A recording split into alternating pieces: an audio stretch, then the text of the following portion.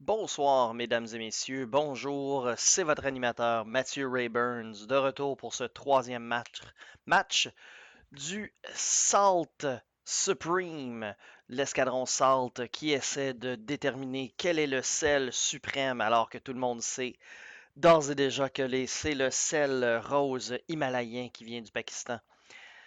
Pas besoin de faire un tournoi de 5 rondes pour savoir ça.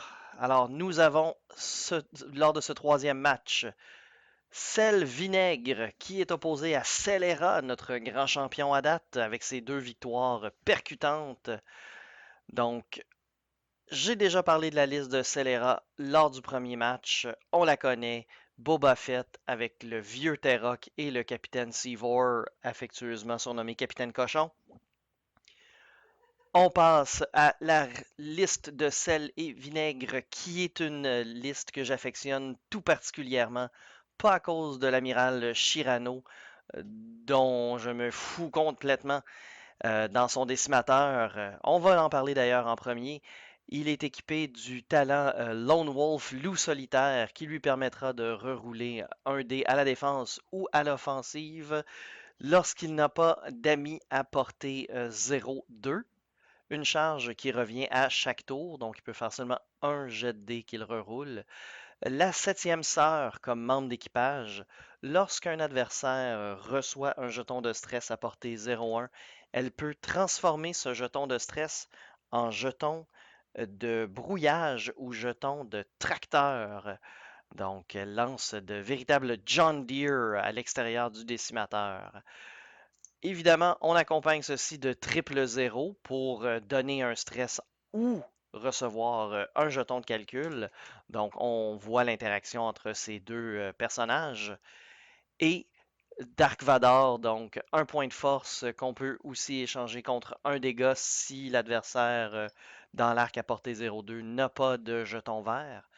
Euh, BT1 comme canonnier qui lui permet de transformer des résultats de dégâts normal en dégâts critiques pour chaque jeton de stress que son adversaire a. Des bombes à protons, toujours pratiques. Une amélioration de bouclier énergétique et le titre de Dauntless qui lui permet de faire une action qu'il transforme en action rouge s'il ne peut compléter sa manœuvre. Donc, avec ce lourd vaisseau, lourd en points et lourd en poids, nous avons ma bien-aimée, la merveilleuse, la délicieuse Echo dans son taille fantôme. Echo, qui, si vous ne la connaissez pas bien, lorsqu'elle fait une désoccultation en phase de système, doit utiliser le gabarit du virage sur l'aile à 2 plutôt que le 2 tout droit. C'est donc un vaisseau qui est très dur à prévoir où il sera à cause de toutes les options qui s'offrent à elle lors de la désoccultation. On a les roulettes de manœuvre. On va voir le premier tour commencer sous peu.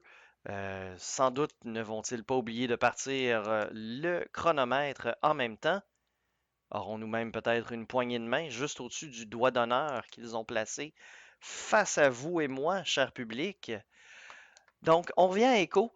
Echo a le talent Juke comme amélioration. Donc, vu qu'elle reçoit gratuitement lorsqu'elle se désocculte un jeton d'évasion, c'est une habilité gratuite essentiellement. On serait fou de s'en passer. Mais 7 points, c'est quand même cher payé. Et c'est peut-être ça qui lui a coûté justement à Sel Vinaigre l'initiative. Donc, il est le premier joueur. Il devra bouger avant son adversaire.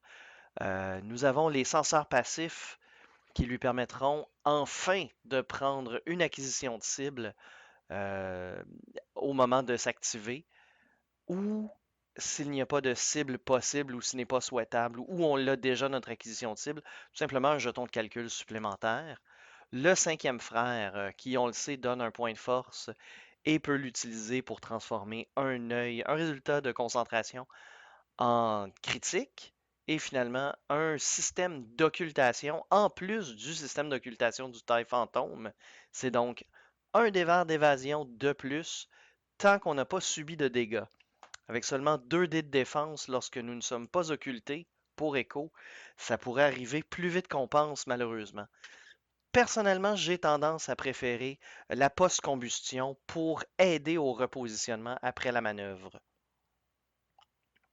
Lorsqu'on a ensuite accès aux tonneaux comme le TIE Phantom là, c'est vraiment merveilleux les arcs qu'on est capable d'éviter ou la position qu'on est capable d'aller chercher. Alors voilà, un virage serré pour Echo, tout droit pour Shirano, qui tente de poursuivre le capitaine Cochon, qui lui fuit lâchement, tel une racaille ou un scélérat, au choix. Une action de renforcement vers l'avant pour l'amiral. On met les 2 points de force. Les merveilleux jetons de carton de Fantasy Flight Games. On va donc voir l'activation de Boba Fett et ou du vieux Terroc. Je crois que c'est le vieux Terroc en premier, en effet. Scélérat qui semble avoir un emplacement fétiche pour ses cartes et ses roulettes de manœuvre. Classique aussi pour lui, un déploiement sur le bord, il le longe, presque toujours une manœuvre à 4 en début de partie. Alors à tous ceux qui vont l'affronter plus tard, prenez-en bonne note. On discute de l'action, on prend tout simplement un jeton de concentration et on passe à Robert, Bob, Bob Affett. Ouh, quelle manœuvre audacieuse! Un tout droit.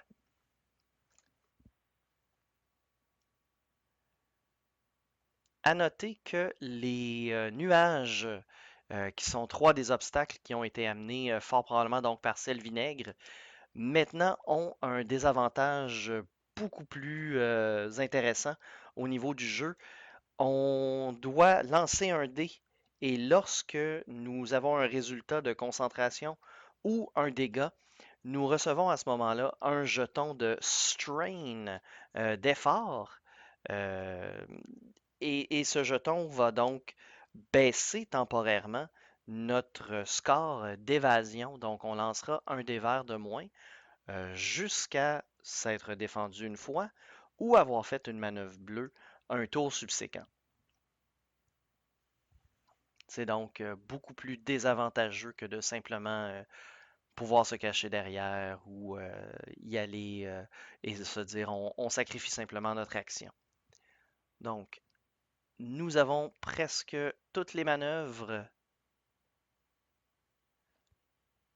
C'est très avantageux, très intelligent de la part de Scélérat de toujours placer ses manœuvres vis-à-vis les cartes de ses vaisseaux avec les petits jetons d'identification du vaisseau sur la roulette en plastique.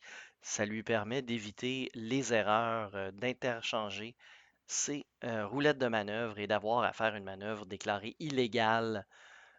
Donc, s'éviter là, d'être en fâcheuse posture sur laquelle un ennemi pourrait capitaliser. On y va, on désocculte. Nous sommes donc à la phase de système conservateur de la part de Selvinaigre. On retourne vers notre côté de l'aire de jeu. Probablement que les deux vaisseaux qui s'en venaient vers lui, le Fire Spray et le Fang du vieux Terroc et de Bob, lui ont porté à peut-être infléchir sa course un tantinet. On a donc échangé le jeton d'occultation contre un jeton d'évasion et on peut y aller pour la phase de mouvement. On y va, messieurs.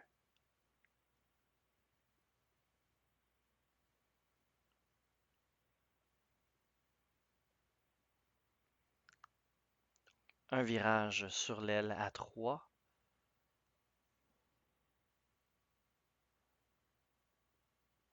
On va donc suivre Boba Fett pour peut-être justement essayer de préserver euh, sa vie, comme lors du dernier engagement. Scélérat avait été beaucoup plus conservateur, si on peut dire ainsi, avec ce vaisseau. Il n'avait pas réussi à le perdre rapidement, comme lors de sa première partie contre Cell IOD.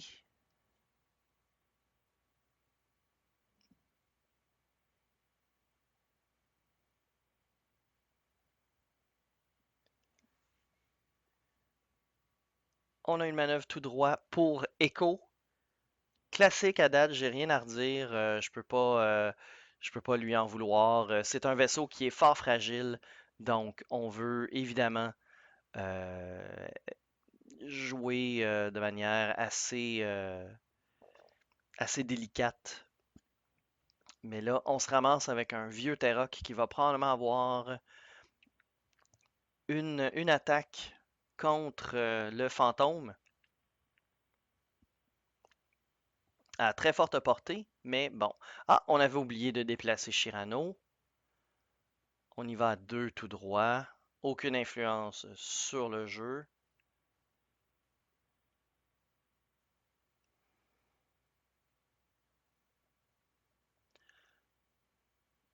Donc, on remarque que Shirano a ses arcs mobiles de tourelle avant et arrière.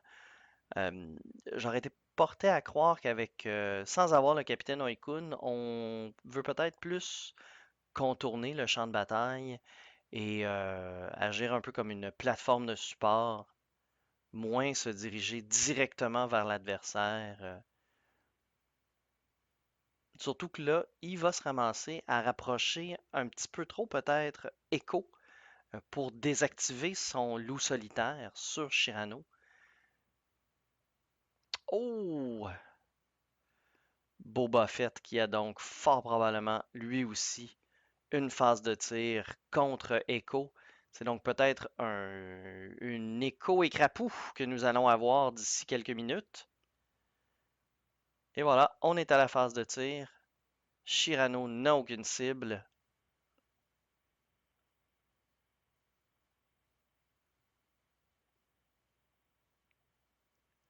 Ah, donc notre action était les senseurs passifs.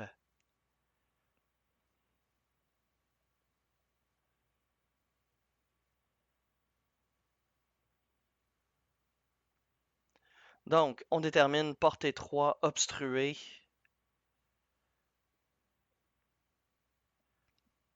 Boba Fett, 3 touches naturelles, 2 évasions. Est-ce que c'est obstrué finalement? Oui. Et voilà. Donc, aucun dégât grâce au nuage de gaz. Est-ce qu'on va avoir la cible portée 3? Oui, on a déterminé portée 3, 2 touches naturelles. Donc, ça va être sur seulement 3D pour Echo. C'est là que ça peut coûter cher. On aurait dû peut-être faire une seconde occultation pour ajouter deux autres dés à la défense. Oh, excellent. Oui, il faut pas oublier, on a quand même un système d'occultation supplémentaire. Donc, on lance un dé jusqu'à subir un dé de plus à l'évasion, jusqu'à subir un dégât.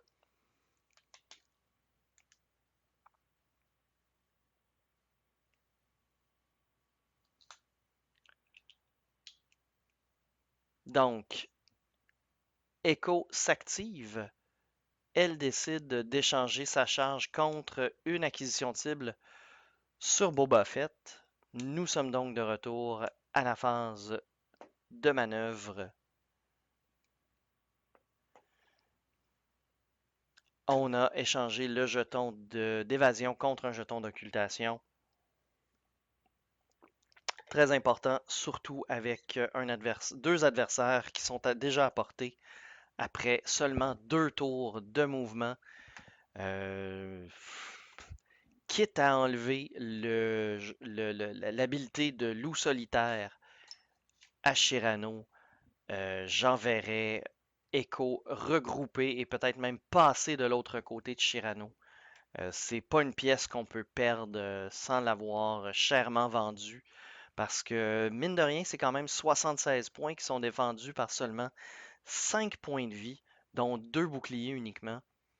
C'est beaucoup, c'est cher payé là, si on la perd sans avoir échangé contre, par exemple, un vieux Terroc ou Boba Fett même.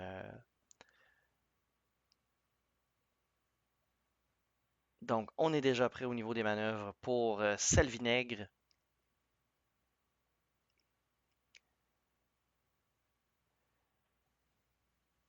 On enclenche la phase de système. Il y aura une désoccultation.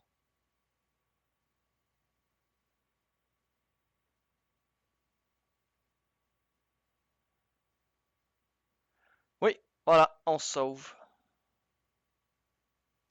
C'est la bonne chose à faire. Si on est capable ensuite de faire 4 tout droit ou un virage à 3 sur l'aile là, vers la gauche, on se rapprocherait du centre du champ de bataille, ce qui forcerait l'engagement vers Chirano, donc à l'avantage de Sel Vinaigre. Chirano, lui, qui va fort probablement faire un virage serré à gauche à 2, je parie. Et voilà, 4 tout droit.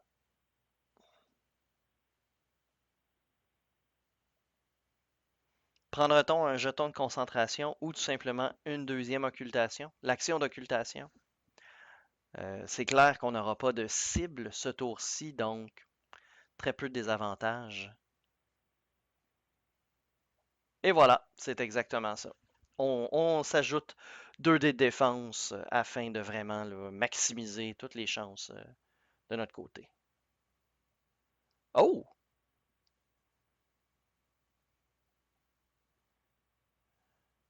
Chirano décide de contourner tous les obstacles du champ de bataille. Hmm,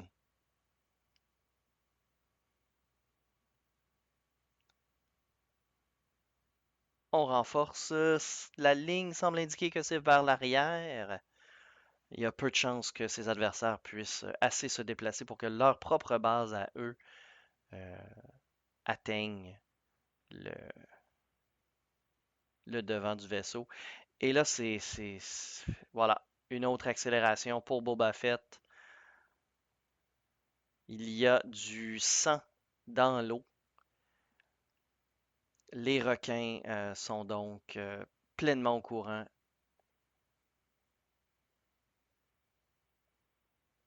Oh oh! Oh! Fâcheuse position, on va soit devoir accélérer pour ne pas avoir cet obstacle devant nous lors du prochain tour, ou faire un tonneau si on veut rester un peu plus en arrière, ce qui serait peut-être pas une bonne situation pour Cell Hera, parce que là, ça lui forcerait peut-être à trop éloigner ses forces et diluer sa puissance de feu.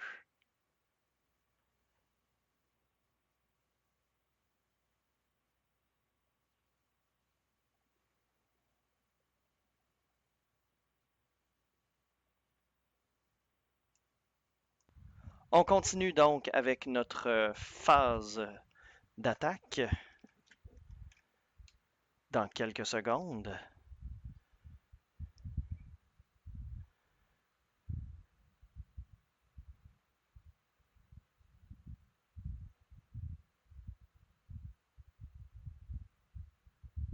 Non, on se demande encore c'est quoi l'action pour le vieux Terroc.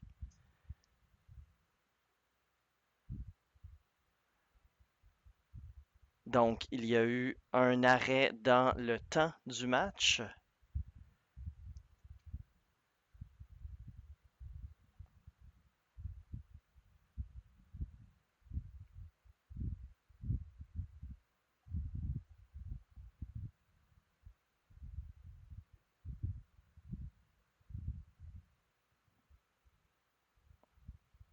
Il semble y avoir une question au niveau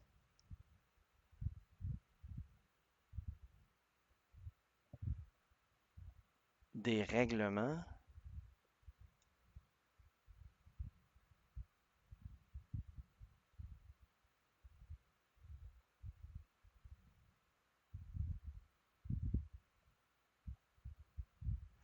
Ah, on se demandait si on peut faire une accélération dans un nuage gazeux. Euh, la bonne réponse, c'est non, malheureusement, puisque c'est un obstacle. Donc, on repart le temps et on y va avec notre accélération. On ne se stressera pas probablement pour ne pas trop ralentir le vaisseau. Ce sera donc une seule attaque. Shirano n'a pas de cible. On y va avec Boba Fett. Portée 3. Non, rien. On replace tous les dés. Et voilà, on est enfin à la phase de planification. On va sûrement se rappeler d'enlever les jetons verts. Voilà. Pour sel vinaigre. Même chose pour le capitaine cochon. Et on y est.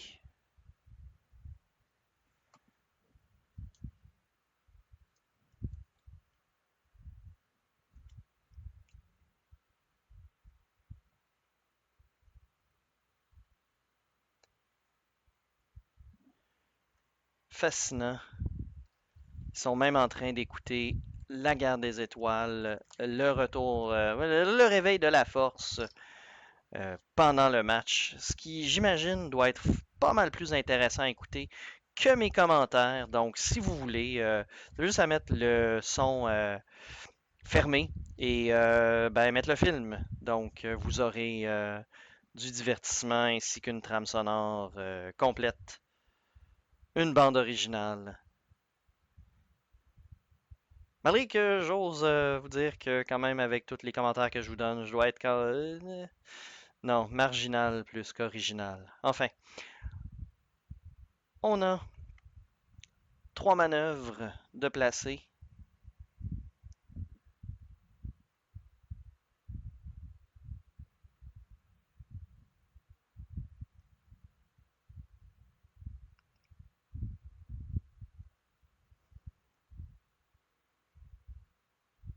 Et voilà, les manœuvres sont placées.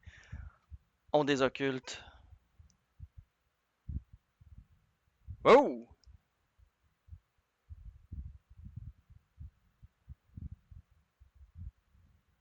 Quelle manœuvre surprenante! Ce n'est pas une fuite. Ce n'est pas non plus la manœuvre la plus évidente pour attaquer.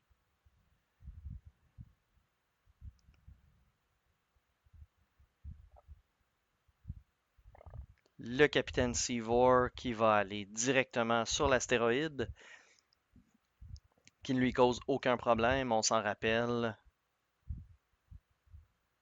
Voilà.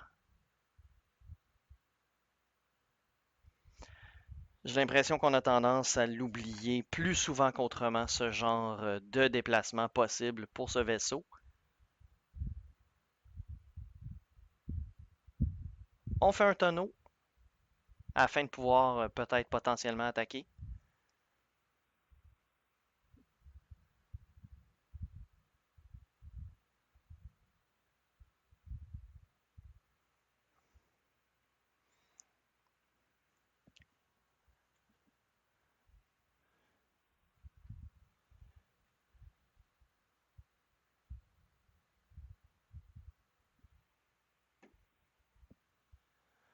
Oh!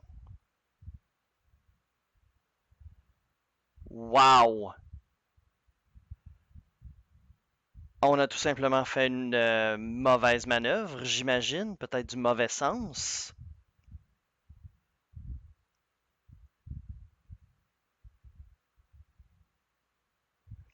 Et voilà, elle est sortie. Ouh! Alors moi qui se préparais à tout un spectacle, voir une écho danser autour de ses adversaires, ce sera pour une autre fois. Donc, on présage tout simplement une victoire maintenant facile pour Celera. Il reste 56 minutes à la partie, mais on sait très bien que dans une demi-heure, normalement, ça devrait être terminé.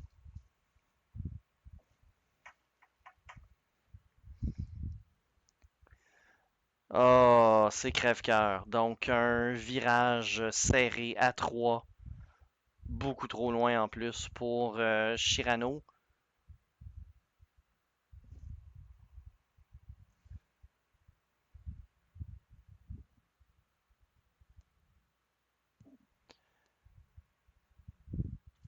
Donc, la question qu'on se pose, c'est est-ce que Shirano va pouvoir faire assez de dégâts pour que ce soit suffisant pour s'accrocher, ne serait-ce qu'à une nulle? Malheureusement, non.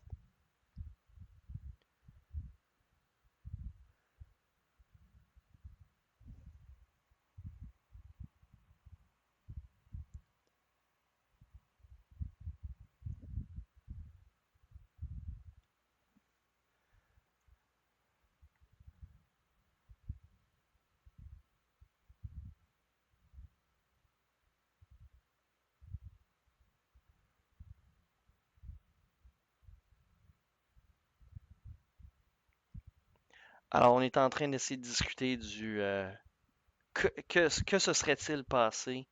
Le joueur Sel Vinaigre semblait dire dans la discussion plutôt qu'il aurait pu choisir le virage à un serré si seulement c'était une manœuvre possible, alors qu'il s'est rendu compte en disant cela que c'était une manœuvre possible pour son pilote. Donc, c'est un peu difficile à expliquer, je ne sais pas. Est-ce que peut-être on manque d'expérience? Peut-être que le repas qui a été consommé juste avant était peut-être trop lourd. Euh, c'est le cas de le dire, c'est le vinaigre dans le vin d'une excellente journée passée jouée à X-Wing. Merci, ça fait plaisir. Je suis là jusqu'à 9 heures. Vous pouvez laisser un pourboire dans le petit verre vide avec des sous dedans. Ou encore mieux, abonnez-vous en tant que supporter au Patreon de Millennium Condor Balado Diffusion. Rejoignez la Nation Condor pour un maigre 3 dollars par mois. C'est le coût même pas d'un café spécialité chez Starbucks ou le café seconde tasse de votre choix.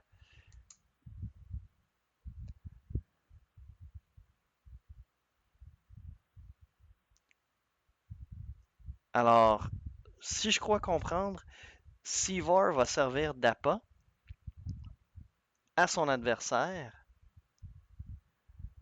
tout simplement en donnant son jeton de brouillage si Shirano décide de l'attaquer. Oh,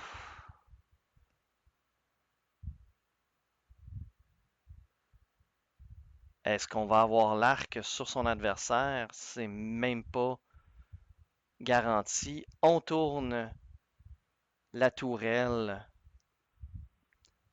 Voilà enfin une manœuvre un peu plus sage de la part de l'amiral. Alors je préviens tout le monde, il y a un monstre blanc et caramel qui semble rôder autour de mon ordinateur en ce moment. S'il y a des interruptions sonores ou des bruits bizarres, je tiens à m'en excuser.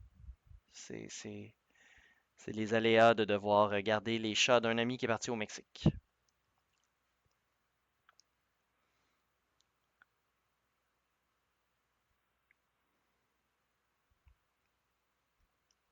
Et finalement, Boba Fett, ben oui, un virage serré pour essayer de fermer la marche. Est-ce qu'on va prendre... Non, on n'accélère pas pour arriver dans l'arc de tir de Shirano. On le fera au prochain tour. On prend nos deux jetons de concentration. On regarde s'il y a une portée. On est en train de passer à travers tous euh, les déclenchements de l'amiral Shirano. Portée 3.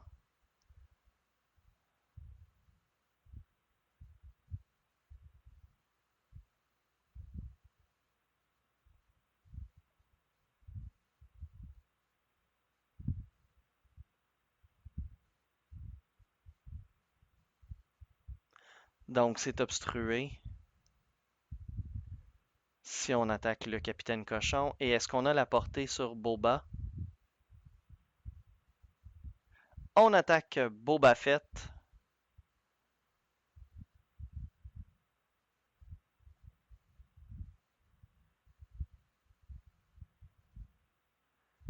C'est important de bien réchauffer les dés, de les lancer loin de la caméra. Merci, on me donne les résultats.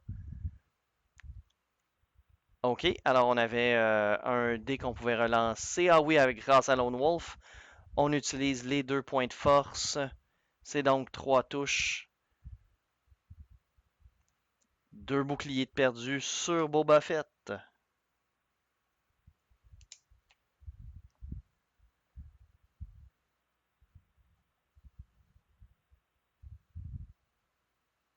Boba attaque.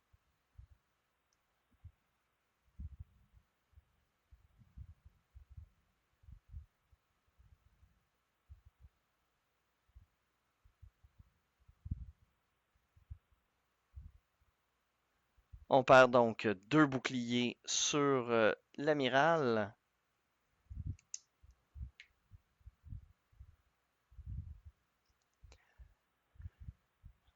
On va donc régénérer 1 point de force sur les deux. Donc là, ça va être d'éviter la portée 2 ou moins de l'amiral. Entre autres pour rester un peu plus défensif au niveau de ses vaisseaux pour Celera, être sûr de vraiment capitaliser sur les dégâts qu'il peut causer. C'est pas si important que ça d'aller chercher les jets qu'il peut rerouler avec Boba Fett, puisque, bon, on le sait, l'amiral Shirano peut changer un dé lorsqu'il a son jeton de renforcement. Il est armé de bombes à protons. Il y a le triple zéro, mais dans ce cas-là, il ne pourra pas donner un jeton de tracteur et déplacer Boba avec seulement ça avec la septième sœur.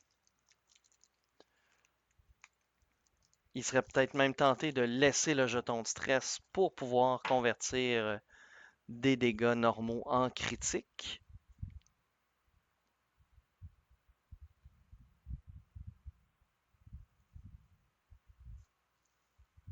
Il va falloir faire attention aussi au niveau de Scélérat, de ne pas faire de manœuvres trop stressantes, justement à portée du décimateur. Il n'y a plus de phase de système. En fait, oui, il y en avait une. Shirano décide simplement de ne pas euh, larguer de bombes. Le capitaine Cochon se retourne avec un virage Koyogran. L'amiral. On lance les gabarits, on déplace les obstacles.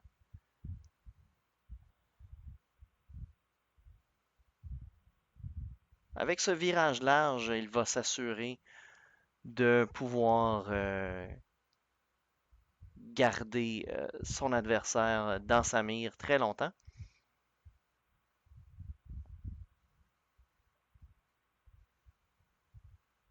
Jeton de renforcement vers l'arrière. C'est risqué, très risqué, parce que Terok peut tout simplement rester dans la moitié avant de la base de son adversaire. Voilà, c'est ça. On évite le doigt d'honneur de l'obstacle. Oh!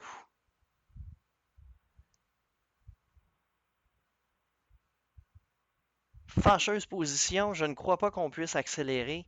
Ça va probablement être un tonneau si on veut faire l'action. Ah, c'est ça, voilà. On fait le tonneau vers l'arrière. On va donc donner un dé de plus à son adversaire pour se défendre.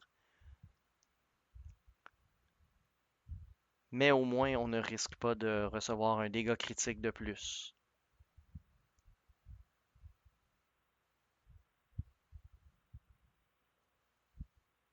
Boba Fett. Une accélération à 3.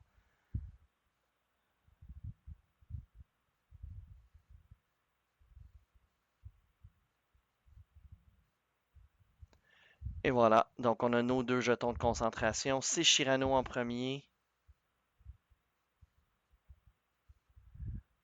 On va probablement continuer d'attaquer Boba Fett. C'est là qu'on a le plus de modifications.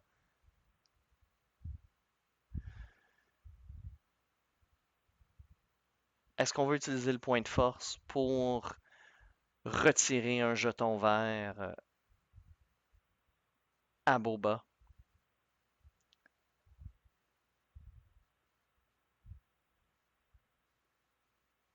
On utilise Vador sur le vieux Terroc. Voit-on un changement de stratégie ou de cible de la part de Sel Vinaigre?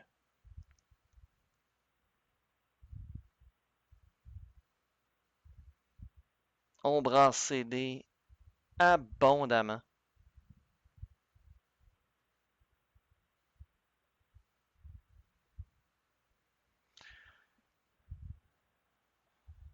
Oh!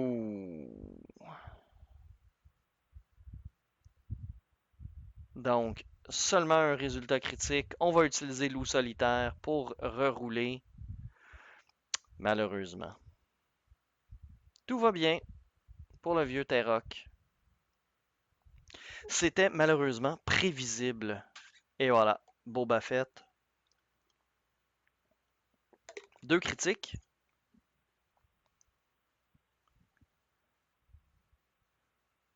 Donc, un dégât qui est arrêté par le jeton de renfort. Le vieux Terroc.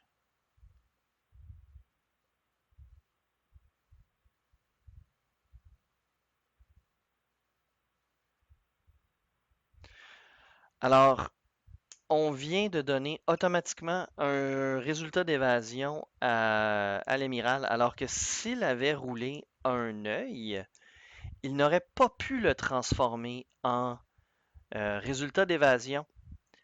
Donc, intéressant, on a perdu un seul bouclier, on aurait pu en perdre un deuxième.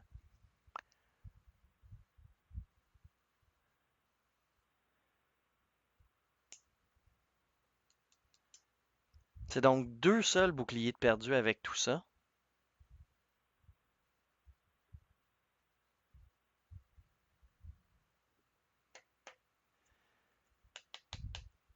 De plus en plus curieux.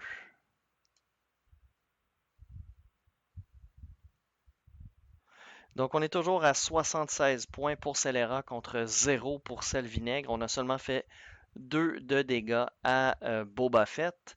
Il reste 42 minutes, donc c'est presque une demi-heure de jeu découlé. La seule victime vraiment de cette partie à date, c'est Echo. Et c'est une blessure auto-infligée. Donc, c'est malheureux. C'est très dommage. On continue de regarder, un peu comme un accident de voiture qui ralentirait devant nos yeux.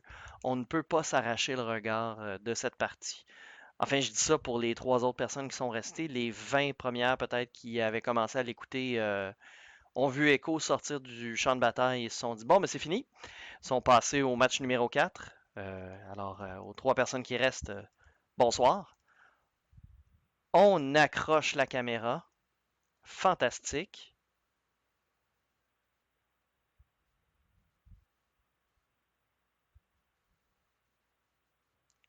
On dit qu'on en est conscient. Est-ce qu'on la replace? Ouh. Et voilà, c'était bien. Bon, merci messieurs. Ce jet de dés, j'imagine, était pour savoir que la caméra a subi un point de dégâts. On va le noter quelque part, en avertir Bruno.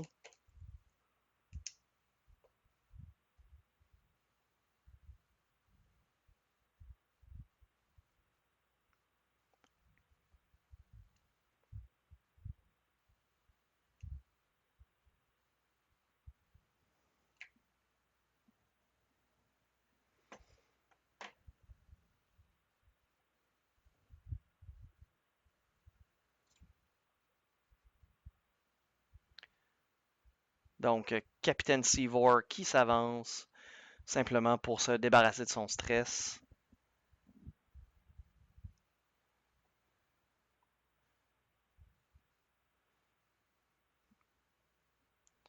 C'est sûr que tant qu'il n'est pas la cible, son jeton de brouillage va partir à la fin du tour, donc ce ne sera pas un problème. On a fait un tonneau, probablement, pour bloquer la voie. Sage décision. Dans les deux cas, malgré que je crois que c'était fini, c'était une collision.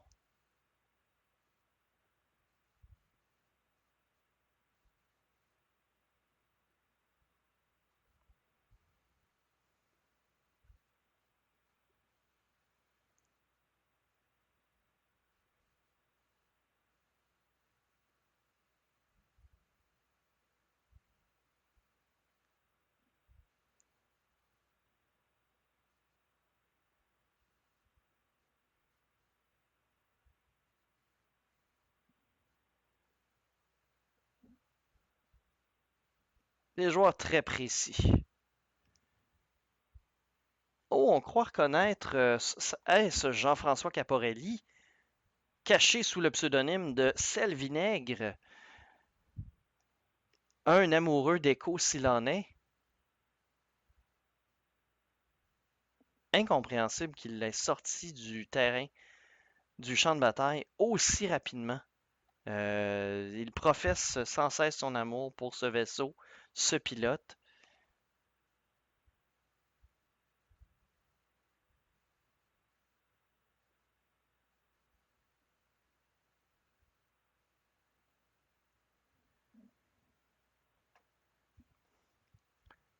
Et voilà, collision. Donc, on va probablement pouvoir infliger un dégât automatiquement au vieux Terrock grâce à Dark Vador.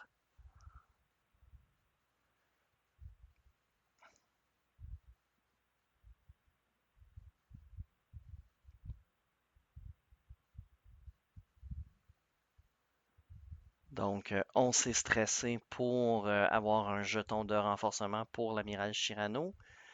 Boba Fett.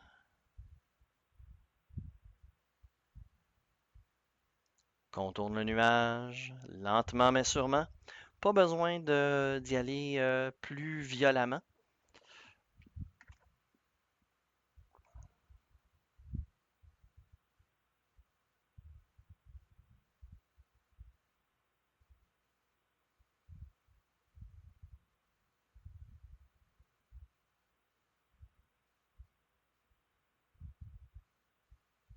Oh wow!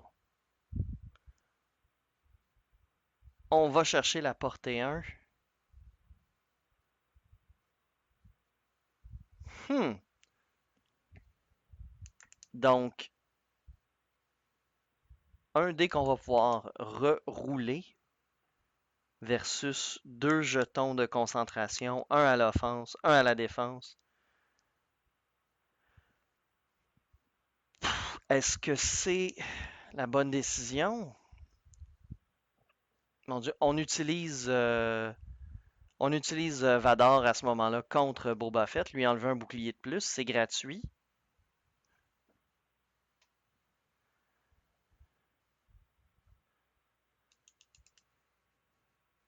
On donne le stress à Boba Fett avec triple zéro. On peut tout simplement le transformer en jeton tracteur pour avoir un Boba Fett qui lance un seul dé de défense. Est-ce que c'était vraiment la bonne décision? Même si Scélérat a fait une erreur, je ne crois pas que c'est une erreur qui est suffisante pour renverser la vapeur. On va voir. Ah, de toute façon, on ne peut pas utiliser deux points de force.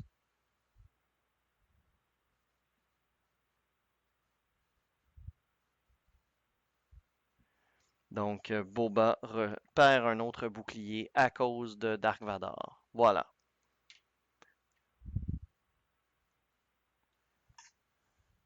Donc, 4D de la part de Shirano.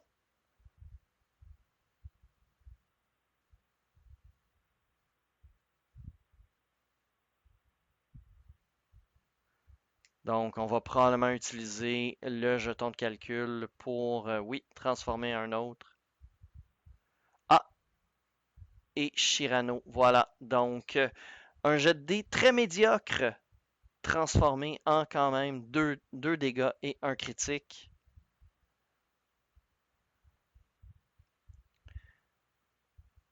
Wow! Donc un dernier bouclier et un critique.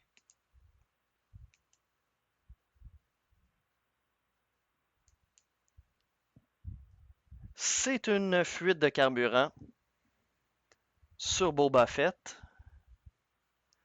On vient de faire des points pour Sel Vinaigre. Félicitations! C'est donc la riposte de Boba Fett. On souhaite à Sel Vinaigre peu de bons résultats, malheureusement. Donc, un dégât et un critique qui passe. Donc, dernier bouclier et un critique.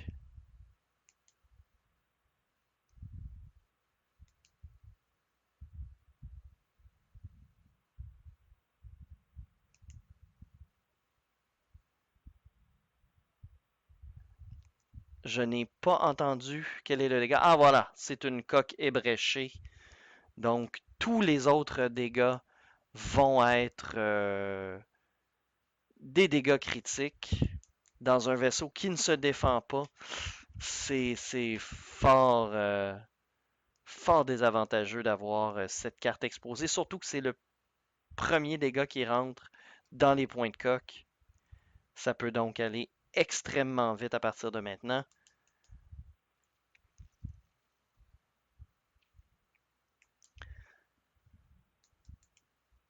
Donc, j'ai menti tantôt. On approche de la barre des 30 minutes qui restent à jouer et Sel Vinaigre est encore de la partie. Cependant, est-ce que c'est dû peut-être à la lenteur relative du jeu plutôt que aux choix qui ont été faits d'avoir seulement une ou deux attaques avec peu de dés ou des modificateurs à l'avantage pour Sel et Vinaigre? C'est bon. C'est sûr que Scélérat n'a pas à se dépêcher. Tout va bien pour lui. Il s'agit juste qu'il ne reçoive pas un autre dégât critique. Parce que là, c'est sûr que ça pourrait débouler. En fait, si le dégât critique est un coup droit au but, on a tout simplement un Boba Fett avec un point de vie si c'était le seul dégât qui passait. Donc, dès que c'est pas le cas, c'est un Boba Fett qui est mort. Donc, ça va être intéressant de voir les dés que Sel Vinaigre va être capable d'amener sur le tapis.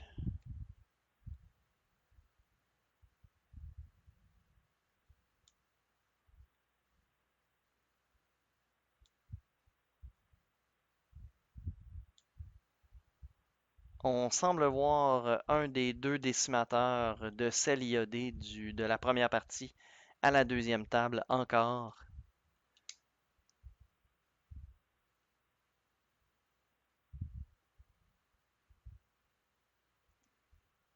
On semble indiquer qu'on est prêt. Est-ce qu'on a oublié la phase de système? Voilà, on vient de s'en rappeler. On utilise une bombe à protons.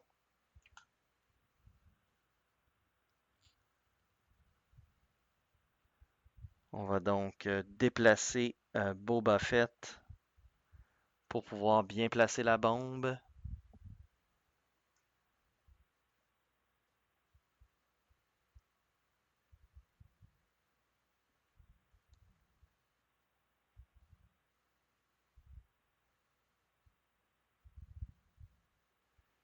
Et voilà. Excellent placement de la bombe. On y va avec Capitaine Cochon.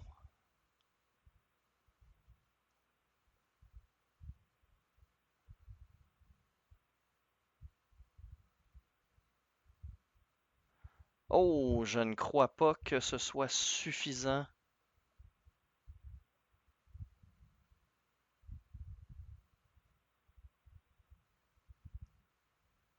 Même avec un tonneau. Voilà, on fait ça sur la base de Shirano. C'était un virage Koyogran. Il n'y a donc pas de tonneau possible. C'est donc un dégât critique que Sivor va devoir subir. Est-ce que Sel Vinaigre va se déplacer assez loin pour ne pas recevoir le snapshot du capitaine Sivor? Oh non, ça ne semble pas être le cas.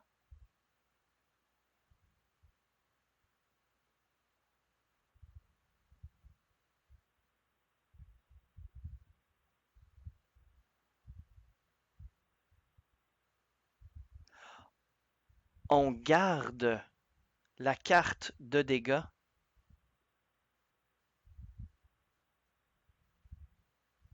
On tourne la tourelle. On ne prend pas de renfort.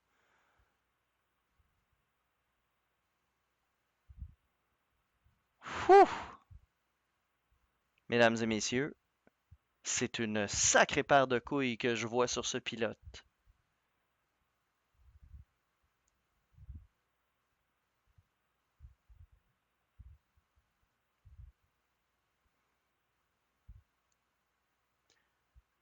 Le vieux Terrock en premier. Si je ne m'abuse, il est juste à l'extérieur de la portée de la bombe.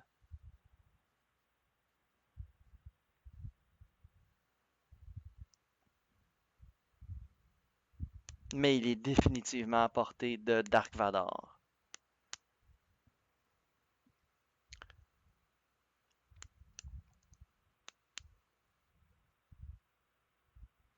28 minutes et 20 secondes. On pense à nos actions.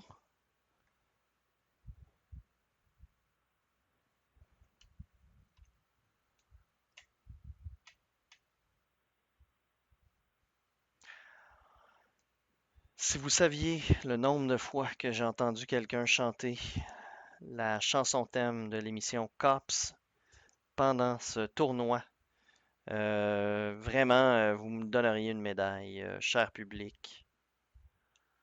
On fait une accélération, on s'éloigne de notre adversaire, on prend un stress et un jeton de concentration, on passe à Boba Fett.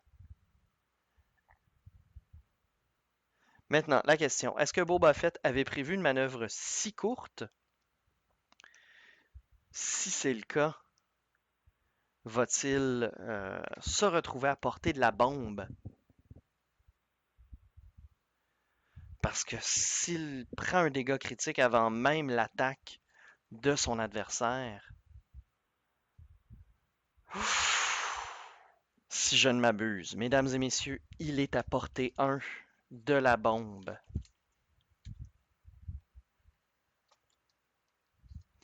Sa fuite de carburant va donc lui exploser au visage dès lors. Donc,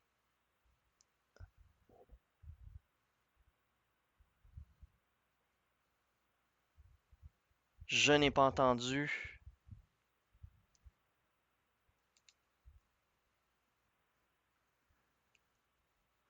Oh, c'est une autre fuite de carburant. Merveilleux.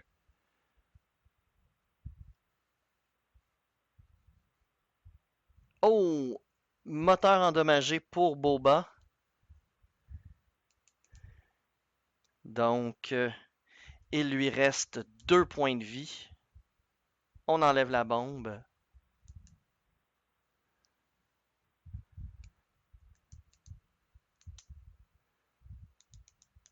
Est-ce qu'on a oublié Fearless au dernier tour?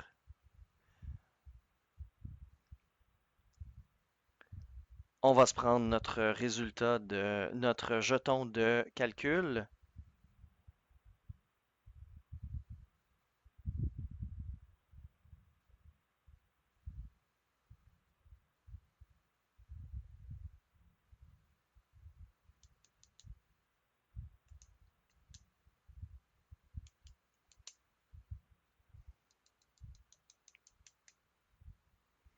On est en train de faire le calcul. Est-ce qu'on prend le stress?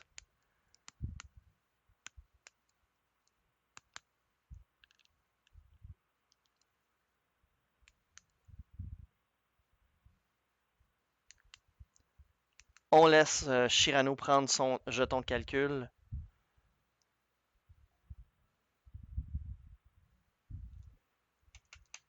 Alors là, est-ce qu'on enlève un jeton de concentration? Non, on fait un dégât à Seavor. Donc, c'est la moitié des points. On a donc monté à 70 points. On n'est pas loin du résultat de Scélérat. Et là, ça va être presque des dénus. Oh, c'est dommage. Donc, voilà. Ah, on va utiliser loup solitaire, malheureusement. On utilise un jeton, voilà, sage, aucun dégât sur Boba.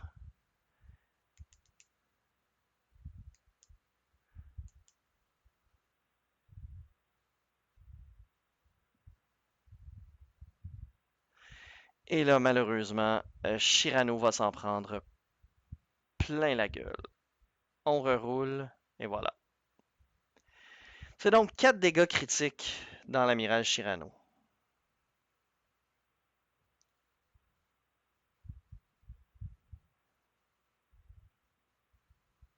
C'est donc un régulateur de puissance déréglé, un pilote aveuglé,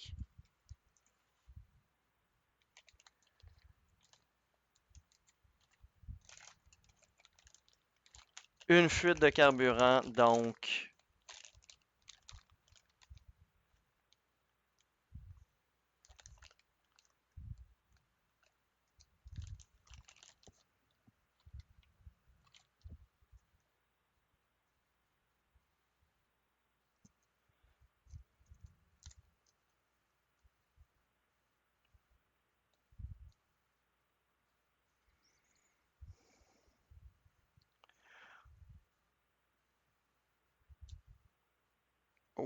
malheureusement, pilote aveuglé, on peut seulement transformer les dés d'attaque grâce aux points de force pour leur effet de base.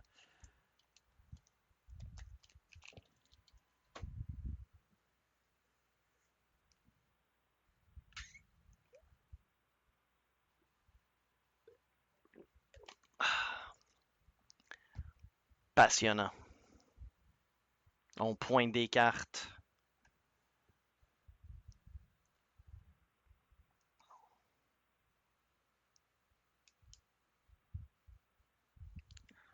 Je vois donc, si je ne m'abuse, 8 cartes de dégâts.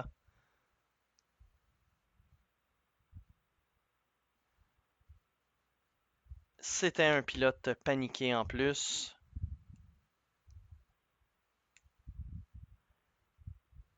Donc avec 8 cartes de dégâts, voilà, le compte est bon. On a tout simplement 4 points de vie restants sur l'amiral. Seavor, un dégât de plus, donc une carte critique supplémentaire.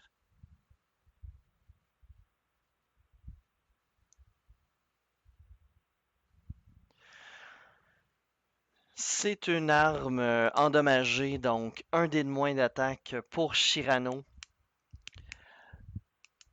De ne pas avoir tourné son arme. S'il avait simplement fait une manœuvre un tout droit, garder ses tourelles sur le côté et changer sa coque ébréchée en dégâts réguliers, ce serait un tout autre match. Dur à croire que ça va prendre encore 20 minutes pour venir à bout d'un amiral Shirano, un sous-amiral Shirano avec seulement 3 points de coque restants. Et, dois-je le rappeler, toujours une coque éventrée.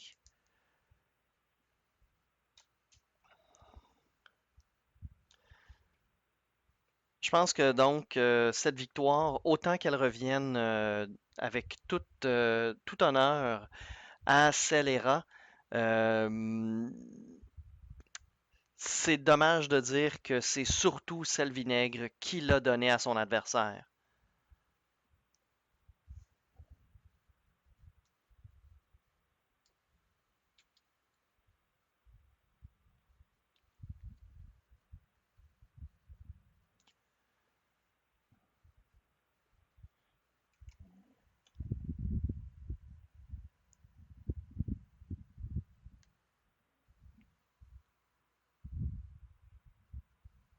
Hmm.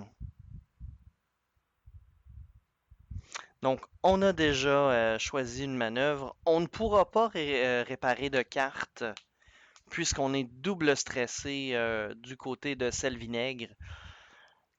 Donc, permettez-moi, mesdames et messieurs, de dire que ceci est la chronique d'une mort annoncée. Donc, sortez vos tox noirs, vos vestons, vos plus belles robes, madame, votre voile pour aller aux funérailles du sous-amiral Chirano. Vraiment dommage, une liste qui avait plein de potentiel, ça semblait extrêmement intéressant. On sort la dernière bombe à proton, évidemment. Pourquoi ne pas s'en prévaloir? On va devoir déplacer Boba Fett à nouveau. Ça pourrait être un Boba Fett mort s'il ne se déplace pas suffisamment.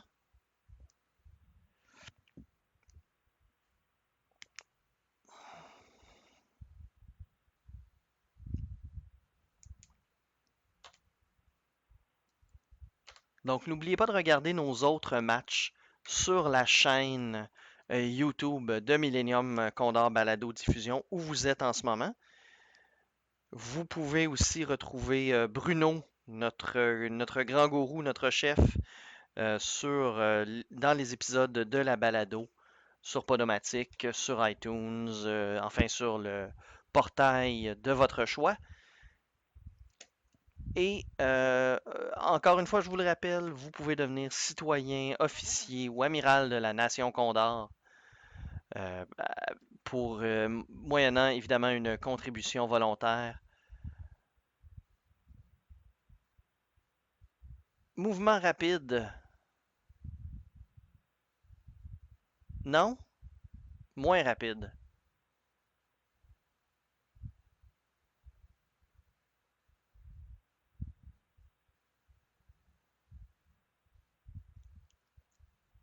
Pourquoi? Pourquoi? Donc, Seavor qui a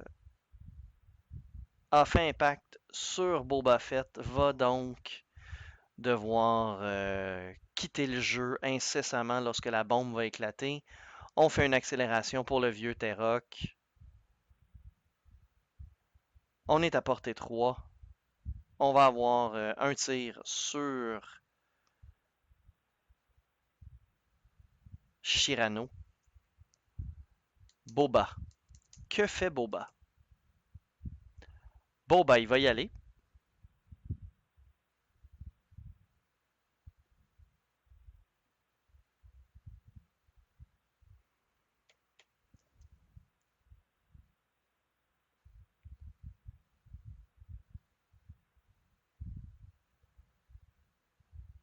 Ah, on vous laisse éviter le snapshot de Seavor. C'est pour ça qu'on a fait une manœuvre aussi longue.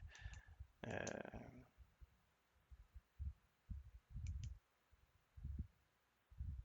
on fait une accélération. Le vieux Terroc est probablement suffisant pour sortir l'amiral de sa misère. On laisse tous les gabarits sur le champ de bataille. Pourquoi pas? La bombe éclate. Quelle est la critique? Bon, c'est une fuite de carburant. On est rendu à un total de 5 cartes, je crois. 4 ou 5 cartes, enfin, pour Seavor. C'est suffisant. On a fait un gros 88 points.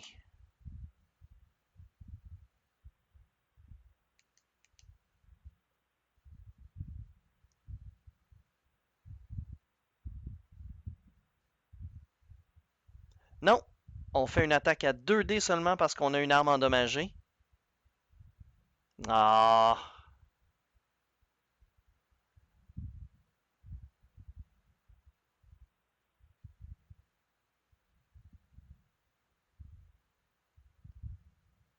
on va utiliser notre jeton de concentration.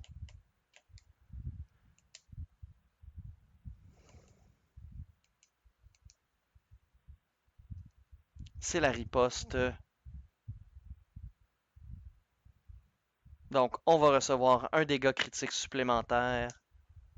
Quel est-il?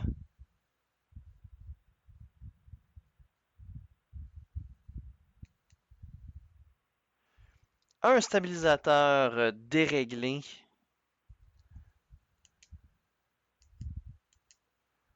Ouh! Donc, il reste 2 points de vie à l'amiral, 2 points de vie à Boba Fett et un vieux Terrock en pleine forme.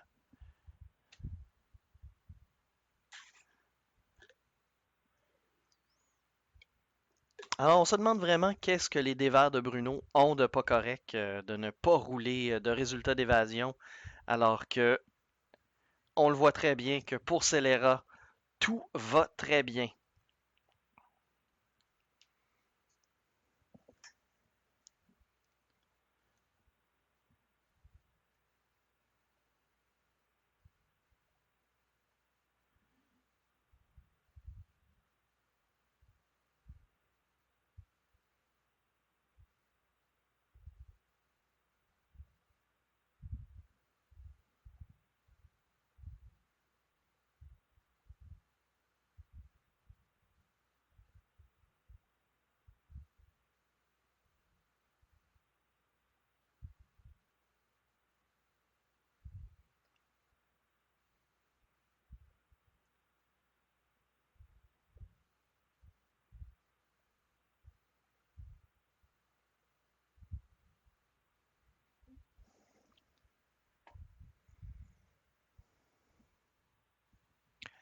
On n'a plus de phase de système, on y va donc directement à la phase de mouvement.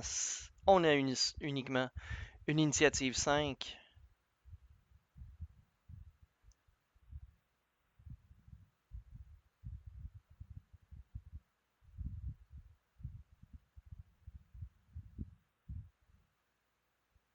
Ouh, c'est avec un gros mot.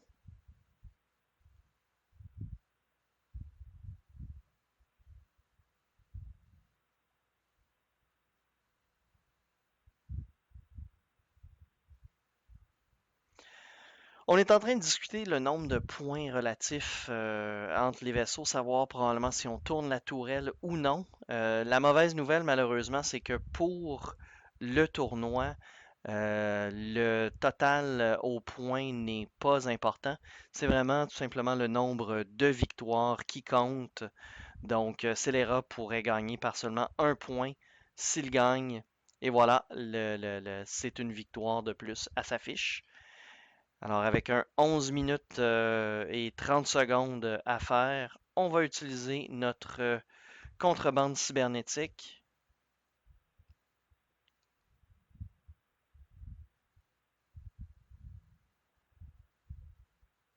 On fait le petit virage serré à 1 à gauche. Garder la portée ouverte, être sûr de ne pas donner le jeton de calcul à Shirano.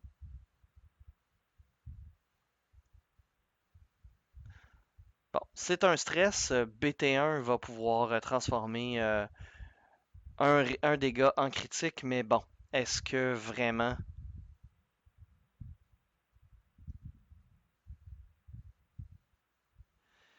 c'est vraiment à savoir quel genre de dégâts Echo aurait pu causer dans cette partie. C'est dommage, on ne le saura jamais.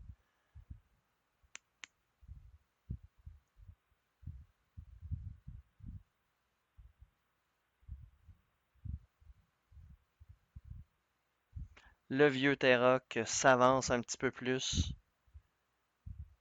Et voilà, on prend notre jeton de concentration. On les cache de la caméra pour être sûr que ce soit plus difficile pour moi de les voir. Personne n'a porté 1, on ne peut pas utiliser triple zéro. Et on attaque.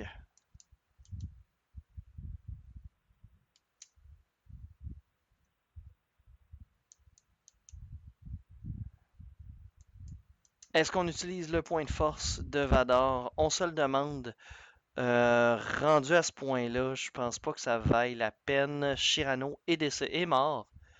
Euh, D'enlever un jeton à Boba, c'est rendu académique comme point.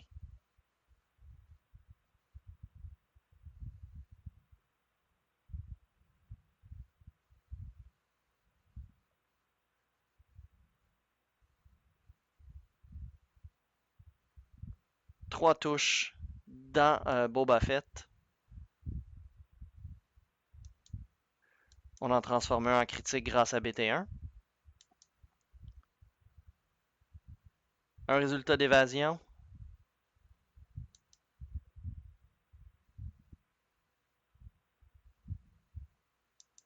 C'est donc une coque ébréchée. Ce n'est donc pas suffisant pour achever Boba.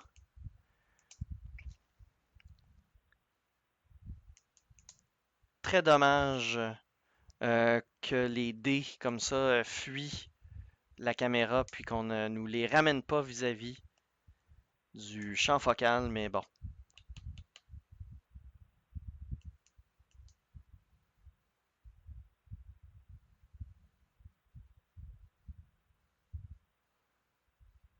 Et voilà, c'est fini.